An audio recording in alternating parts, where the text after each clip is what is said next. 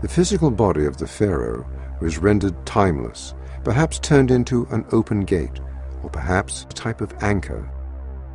It was heavily supplied with all manner of spells, amulets, talismans, and other forms of magical protection.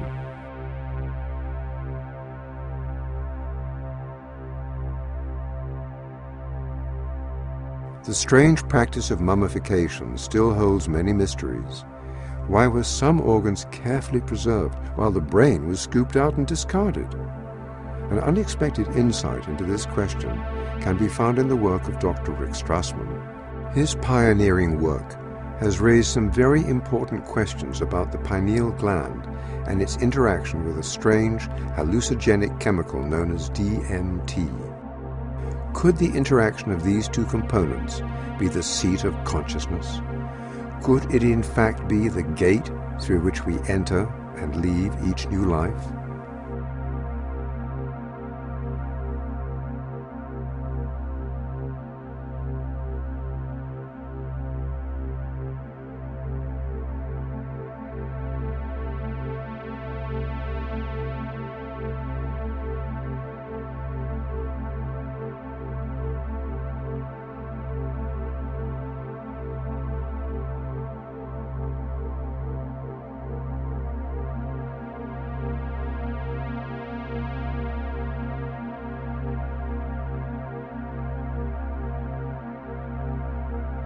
In terms of how the study started, I was interested in seeing if I could determine a biological basis of mystical states. That was probably how things started in the first place. And I was quite impressed with some of the commonalities that seemed to occur between spontaneously occurring mystical states, such as those that occurred with meditation and with spiritual practices, and even those described, from near-death experiences. Quite a few of those descriptions seem quite comparable to descriptions of people on large doses of psychedelic drugs. And so I started to think about the possibility of some kind of compound in the brain with psychedelic properties that could be underlying some of these spontaneous experiences. I began becoming interested in the pineal gland as a possible source of some kind of psychedelic chemical in the brain. It's an extremely mysterious organ. It's quite small. There seemed to be, some kind of a kind of visual correspondence with light and with color in the pineal. And also it has quite a long history in the context of the mystical literature. It's been described as the third eye and as the crown chakra, those kinds of things. And it's spoken of as being activated when people attain quite high mystical states.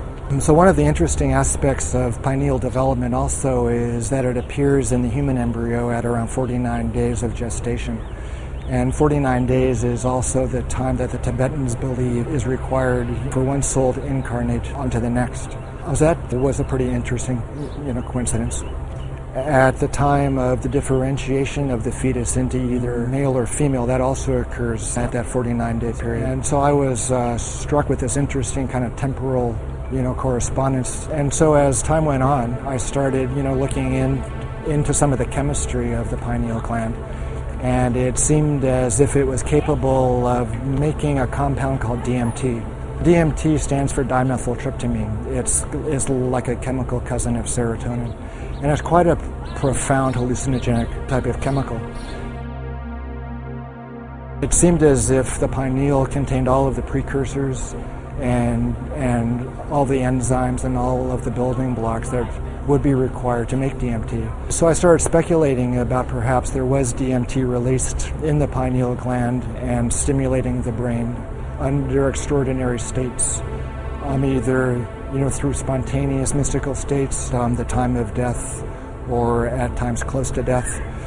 And also I started speculating that perhaps it was stimulated at the time of birth as well. The pineal gland is extremely well protected from stress, but you can stress the pineal gland if the stress is great enough. Pineal's protective mechanism can be overridden. And so obviously the most stressful time in a person's life is at the time of death. The stress hormones like adrenaline and endorphins are at extraordinarily high levels at the time of death. And so that could, possibly stimulate the formation and the release of DMT from the pineal gland at that time. And so you can, conceive of an individual's consciousness at the time of death being exposed to this big flash of DMT. And so the last thing that one is conscious of in the body is the release of this huge amount of this incredible psychedelic compound.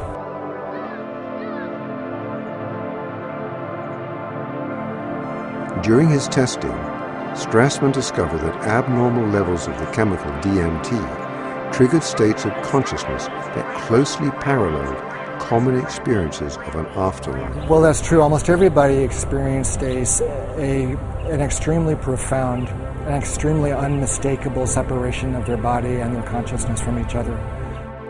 DMT at higher levels acted as a type of catalyst for near-death experiences. In fact, it seemed to actually induce the machinery of the afterlife to swing into motion. I suppose one of the most unexpected aspects of the study's results was the frequency with which people described a kind of contact with these intelligent kinds of entities that were conscious of them and interacted with the volunteers in this quite strange space.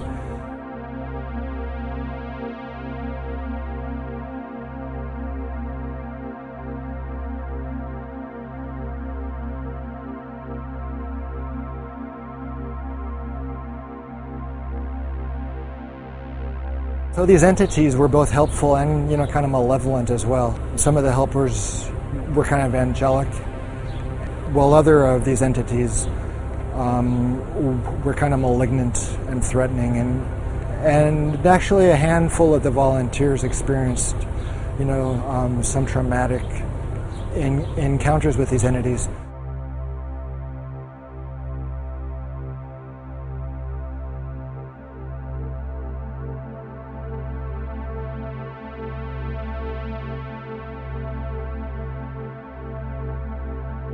The hallucinogenic state, like the dreaming state, is a temporary disconnection from the physical body. The dreamer becomes a discarnate intelligence, traversing higher realms, no longer bound to the restrictions of time and the standard laws of physics. DMT is, kind of a portal, or, kind of a door for the transport of the spirit out of the body, it appears to me. In some ways, the occurrence of DMT in our brains, in our bloodstream, is kind of validation of a spiritual reality in quite a few ways. Could this strange chemical be offering us a window into events to come in the afterlife? The frequent appearance of helpers or assistants to ease us through the transition to other planes of existence suggests at least a strong parallel with funerary and afterlife traditions throughout history. The discovery of the unusual properties of the pineal gland illuminate the many strange references to this most mysterious part of the brain. In strange and unexpected ways, the temples demonstrated a special emphasis on the pineal gland and its role as the intermediary between mind and body, the seat of consciousness, and possibly the gateway into and out of life. The results suggested that the mysterious pineal gland may be linked to the mechanism through which we enter and leave our physical bodies. Could this have been the reason that the brain of the deceased pharaoh was removed? Was the pineal a kind of link or bridge or tether between the physical mummified body and the consciousness? From the very beginning of time, we see evidence of a science that described and somehow aided the transition of consciousness from a material existence to existence on a higher plane. It appears as though this science used as its training ground the realm of dreams. The everyday act of dreaming may be a much more mysterious activity than most imagine. It may be a portent of things to come, the afterlife. The strange state of consciousness that one achieves during lucid dreaming might be the secret ability that opens doors in the afterlife.